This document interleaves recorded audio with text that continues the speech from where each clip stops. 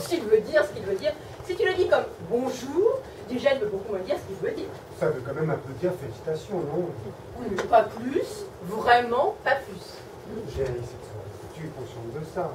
J'ai tout détesté. Les costumes, les décors, la pièce. Et elle. Surtout elle. Justement, comme ça tu n'es pas obligé de lui dire que tu n'as pas aimé. Tu lui dis juste bravo, un petit bravo, et c'est fini, on n'en parle plus. Tu es débarrassé, et moi j'enchaîne. Tiens, sa loge est là. Je n'y arriverai pas. Jean-Claude, tu avais nous a placés au 6e rang d'orchestre, au milieu de tous les gens connus. On n'était pas obligés. On n'est pas célèbre, on est même le contraire. Elle a fait ça pour nous faire plaisir. Je n'ai éprouvé aucun plaisir. C'est bien pour ça que je C'est bien pour ça que je ne te demande pas de lui dire merci. Alors merci, d'accord, ça pourrait avoir un petit côté hypocrite. Surtout si tu t'es beaucoup ennuyé. Mais bravo. Franchement, bravo, c'est rien. Un sourire, même pas, un demi-sourire, une lèvre qui se retrousse à peine. Je te dis que je n'y arriverai pas. Bah alors dis-le 2 fois. 2 fois? Oui, 2 fois, bravo, ça glisse tout seul. On s'en embrasse comme ça. Ça file, on n'a même pas le temps de penser à ce que ça veut dire. C'est un peu comme oh, pardon. Quand tu dis oh, pardon, tu n'as pas l'impression de demander vraiment un pardon, de réclamer l'absolution pour ta faute.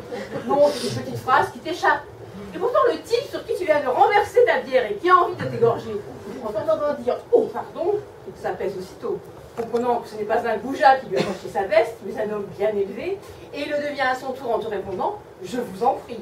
Phrase dont lui non plus ne saisit pas le sens, sinon l'idée se trouve des mains jointes devant toi en priant, lui ôterait toute envie de la prononcer. Et pourtant il a dit de vous séparer sans insulte ni guerre, presque amis, prouvant que 10 000 ans de civilisation n'ont pas été vains, puisqu'ils ont réussi à transformer chez l'homme le réflexe de l'égorgement par celui de la courtoisie. Et c'est pour ça, Jean-Claude, que j'aimerais que tu puisses dire un petit bravo à Simone. Juste, ne pense pas que mon mari a échappé à la civilisation. Est-ce que tu comprends? Mais qu'est-ce qui te prend à parler comme ça sans t'arrêter?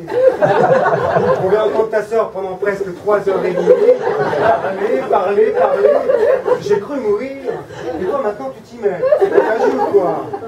Si tu dois continuer, dis-le-moi tout de suite. Hein. Parce que je te préviens, avec toi, ce ne sera pas comme avec Simone. Hein. Je sors, je fous le camp de ce théâtre et je ne reviens pas. Hein. Tu m'entends, hein? Je suis à bout. Tout ça parce que je te demande d'être poli avec ta belle-sœur. Non, parce qu'elle a été, elle, sur scène. Parce que c'est classique, c'est poli. Parce que c'est de l'art, c'est poli. Parce que ça rime, c'est poli, c'est ça? Tu n'es quand même pas en train de m'expliquer que Racine est mal élevé. Ma soeur m'a torturé, Louise, tu m'entends? Torturé pendant toute la soirée. Tu es au courant, j'espère, au Japon.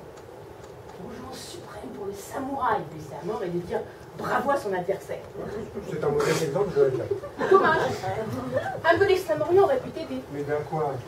À te comprendre, à mieux te comprendre, en oubliant 2 petites minutes ta tête d'occidentale butée. Louise, ne va pas trop loin, je t'ai prévenu, je suis à bout. Parce que figure-toi, quand le samouraï blessé à mort dit bravo à son adversaire, c'est pas pour le féliciter, c'est pour l'humilier. Ah bon? Bien sûr, c'est la vengeance suprême. Ton sabre a meurtri mon corps, mais mon âme est intacte et elle te dit bravo. Voilà la victoire, la vraie bravo. Car en vérité, en disant bravo à son adversaire, c'est à lui-même qui se dit bravo. Bravo d'avoir dit bravo à son bourreau. Maintenant, si tu refuses de te dire bravo en disant bravo à Simone, c'est ton affaire. Mais un homme qui n'a pas hurlé pendant cette représentation ne peut pas se dire bravo, Louise. Quand je pense que j'ai supporté ce supplice, sans broncher comme à l'âge, sans rien dire, pendant très exactement 223 minutes et 17 secondes. Ah oui, ça j'ai eu, tu l'as regardé, ta maman. Mais tout le temps. À un moment donné, j'ai même cru qu'elle s'était arrêtée pendant la longue tirade avec le barbu Marie. Ça n'avançait plus. Je me suis dit, mais car ça nous tient. 800 personnes devant elle, coincées dans leur fauteuil. Elle nous a bloqué des aiguilles pour que ça dure plus longtemps. Je ne sais pas comment je tenais, je ne sais pas. Oui, enfin, n'exagère pas. Oui, enfin, n'exagère pas. Tu n'es pas mort. Non, c'est vrai. Et tu sais pourquoi? Parce que je me suis mis à répéter sans arrêt un mot. Un seul mot. Un mot magique. Entracte. Entracte. Il n'est jamais venu. Jamais. 5 actes sans une seconde interruption.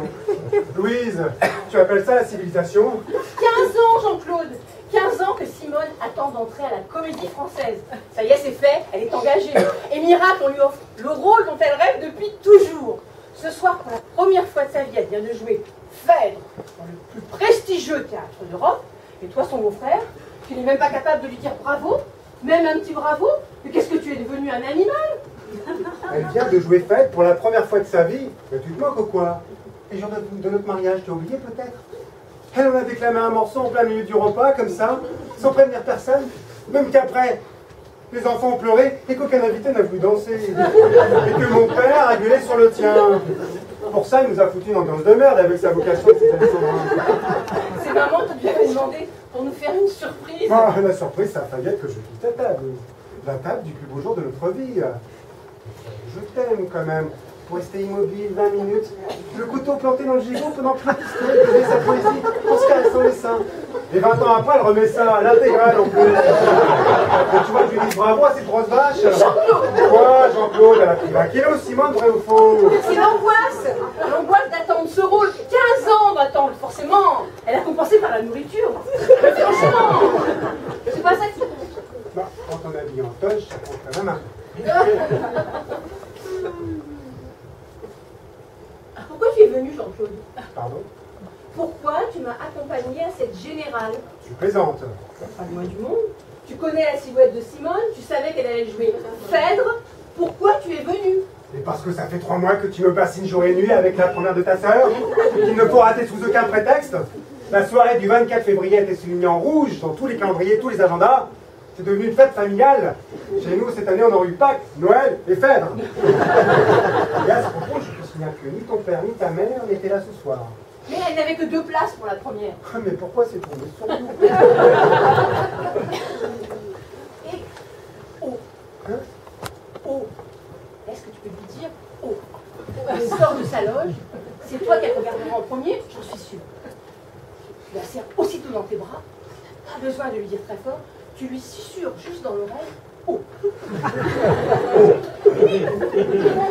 Bravo, c'est surtout le oh. Les autres lettres, pour ainsi dire, inutiles.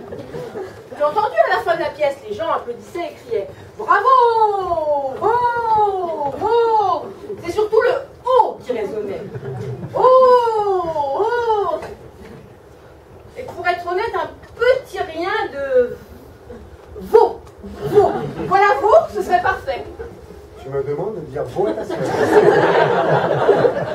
Oui. Louise, est-ce que le moment n'est pas venu de faire un point sur notre couple? Bien sûr. La fuite, la tangente, l'esquive. Une fois de plus, tu cherches à échapper à ce que je te demande. Jamais le moindre effort pour me comprendre ou pour me satisfaire. Mais parce que tu en fais, toi, des efforts. Beaucoup, Mais Jean-Claude. je rêve.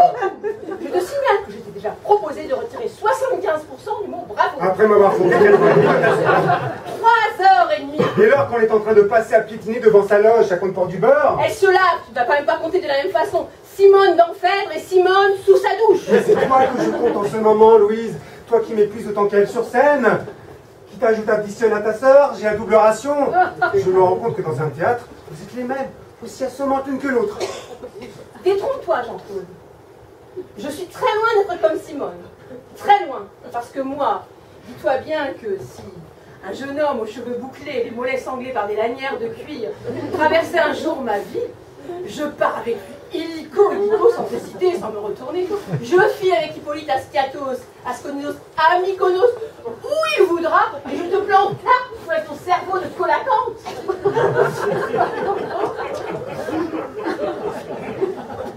Tu ne dis rien? Non. Ça ne te fait rien? Quoi? Parce que je viens de te dire. Non. Que je parte avec Hippolyte, ça ne te fait rien. Non.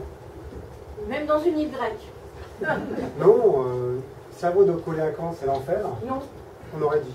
C'est normal, c'est l'île grecque Qualos, creux et Acantha épine. C'est un gros poisson. C'est notre ancêtre avant le singe. Ah oui, quand même.